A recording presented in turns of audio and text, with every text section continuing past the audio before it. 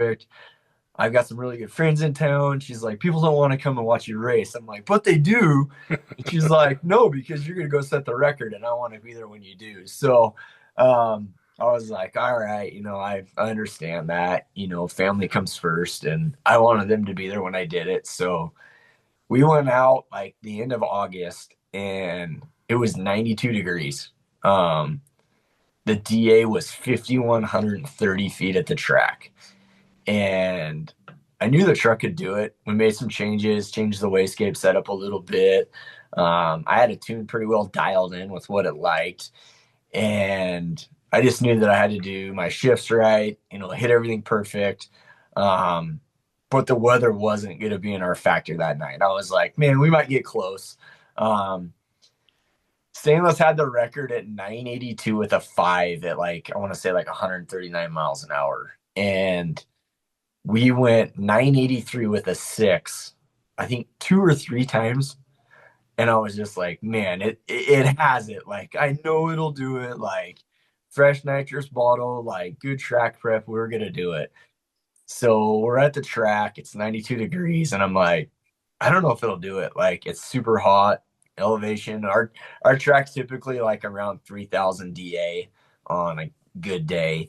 And first pass, I think we ran like a 986. And I'm like, well, maybe, I short shifted it, fell on the charger a little bit. So I let it cool off for like 35 minutes. And I had a lot of friends that showed up to watch me that aren't real drag racing people, but they kind of know what it's about and everything. And we went and made a pass. And I was like, I messaged my buddy and I'm like, that felt good. And he said, nice hit. That's all he said.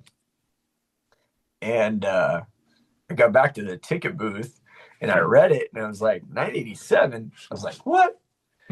And then I'm dyslexic half the time. And I look at it and it says 978. And I was like, dude, we did it. Yeah. Getting emotional right now. I was talking about it, but my family was there and man, it was rad. It was, Well, there's so was much that, something I've wanted for a long time and I finally did it.